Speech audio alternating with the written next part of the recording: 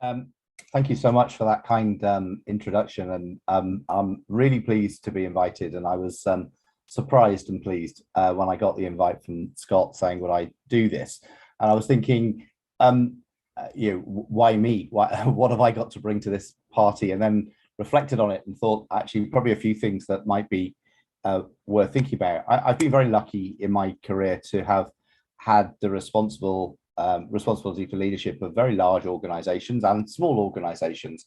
I've had an amazing career. It's all been in financial services, banking, and insurance. And thank you again to Scott for saying that changing cultures is what it's all about. And I have passionately believed that for all of my career. I've only worked in one organization, I would say, in my whole life of 40 years of career that was genuinely inclusive on every single front you can imagine. And that was a company called Reuters that became Thomson Reuters. And Reuters was just inclusive at its heart. I can't tell you why, no one knew, but you felt it from the day you joined to the day you left. And I was with some colleagues who I haven't worked with for 15 years the other night, and we said, isn't it amazing? None of us have ever worked anywhere like that. And I'll give you an example of the sort of things that happen naturally in that business. When I joined and said to my potential boss that I was, he said, do you have anything about you that's different or unusual? I said, well, yeah, I've got 4 kids and my partner's name is James.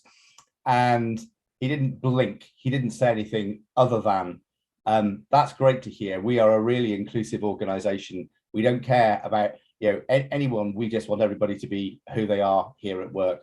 That wasn't last year. That was 15 years ago. And today, I think few companies would ever even start with a conversation like that. So we have a long way to go. A few thoughts on, so what do I mean by trying to be an inclusive leadership and change cultures?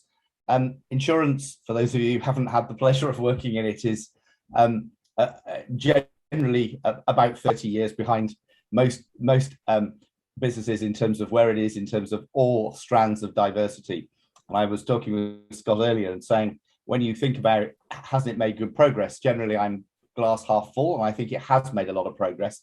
And then I see appalling things like my friend Amanda Blanc, who's the CEO at Aviva, an enormous insurance company. She was hosting her annual general meeting in London 2 weeks ago, and was receiving misogynistic abuse from blokes in the audience about the fact that the balance of their board was now more female than male, and therefore wasn't a jolly good job because there's lots of people now to do the cleaning up, and other appalling comments against a woman who has generated more shareholder value than the 3 blokes who ran the business before her.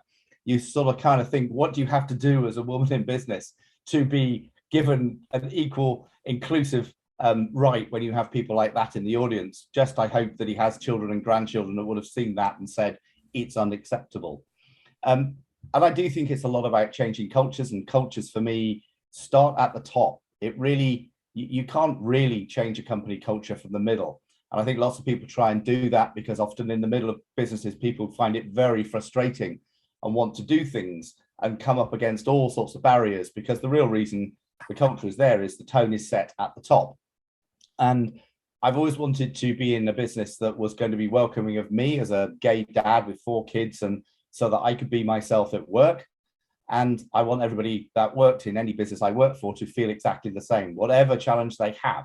And I've been particularly vociferous around LGBT, partly because of me, partly because I saw how difficult it was for LGBT, particularly trans people, to be themselves at work, and have wanted to do that. But I've been a huge sponsor, of women in the workplace, because again, I've seen, how difficult it has been over the years, particularly insurance, for women to progress. Very, very talented people who are simply being oppressed by less talented blokes who are holding them down for one reason or another. That was just unacceptable. So I've done a lot in that. Culture change takes a very long time. And I think a few things that businesses should be doing across the board to help that have worked for me. One is tone of the top, and that tone is how you behave what you do, how you act, and what you do when something goes wrong, when someone says the unacceptable, when someone tells you that they have been mistreated at work for one reason or another. And that's the thing that I think most people remember. They remember what you did or how you made you feel. And I think that is something that I've tried, certainly with myself and for colleagues I've worked with on exec teams to think about that. And why we've done a lot in terms of how do we educate ourselves and how do we educate other people. When I was at Lloyds Banking Group, we had a system of reverse mentoring, and across all different strands of difference, each of the senior execs had a particular strand that they focused on, whether it be disability, whether it be LGBT, whether it be women, whether it be anything that needed a greater understanding, ethnicity, whatever. And that helps because we all need educating, and we don't understand, and we can pretend that we do, but we don't. So we all had, mandated, but we want to do it anyhow, a need to go and have a group of people who represented whichever strand you were looking at to come and talk to them. And then on one-to-one basis, we had 360-degree feedback. So we had people that sat in front of us and said, I think you're not doing a great job in terms of X, Y, and Z. And it was in a private session, but it was really good. So it could be someone right at the front line talking to the CEO, giving them some feedback about what they'd observed and what they've seen. And that was a really, it's challenging to hear at times, but very good thing to do.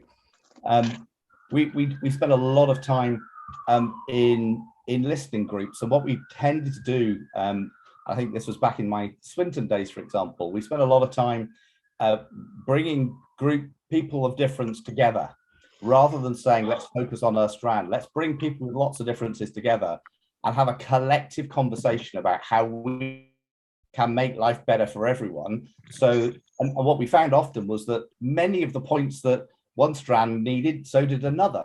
And that was helpful. And then we found the cross conversation really, really inspirational and helpful, so that, it just helped us be better as an organization. So I think that's helpful. I think probably another thing, and I said to Scott earlier, when I was thinking about what have I done specifically, in sort of disability area, and I guess forgetting that I used to run the retail branch network for Barclays, and one of the most thrilling things I was involved in was the redevelopment of ATMs. And you think about it now, you think about ATMs that are at different levels, they are Braille enabled, all sorts of things. But actually the first one we built, and there was a company called Siemens Nixdorf in Germany who built the ATMs for Barclays. And we worked tirelessly with disabled people to help us redesign ATMs. So the ones that you've seen now often that are lower level, that have Braille, that then had better screens, that had all sorts of things, we designed them with Siemens Nixdorf. We took customers and colleagues with various different disabilities to help us design them. And they are the ones that, they are the fathers, if you like, of the ones that are out there now. So thoroughly enjoyed doing that. And again, back to learning something, my God, did I learn a lot from thinking about how you design an ATM for someone in a wheelchair or someone who's blind or partially sighted or whatever it may be. It was a great thing. So I kind of finished with, for me, this is about having conversations. I am passionate about making sure that everybody, whatever their ability is treated with compassion and can bring themselves to work and can be themselves, with no one being unpleasant or unkind or to them. And my final point is, every business that I've ever worked in and every business out there is looking for great talent. And great talent comes in all shapes and sizes and forms and whatever. And when I'm talking about this in terms of LGBT inclusion, if you start excluding people that you don't think fit, then you're just chopping out a whole area of talent. And one of my team at Brightside in my last business was profoundly deaf, and he was one of the best project managers I ever had. The best thing that ever happened to him was when we installed Teams, because he didn't sit in meeting rooms full of people talking over each other. He could hear the conversation because it was more one-on-one, and he said it was the best thing ever. So my best project manager became even better because he could actually join in and be better part of a conversation. So what a talented person that probably in some organizations say, well, how can you have a deaf project manager, it must be really difficult. No, it wasn't. He was absolutely amazing and got even better because some technology helped him be even better. So that was kind of my starters for 10.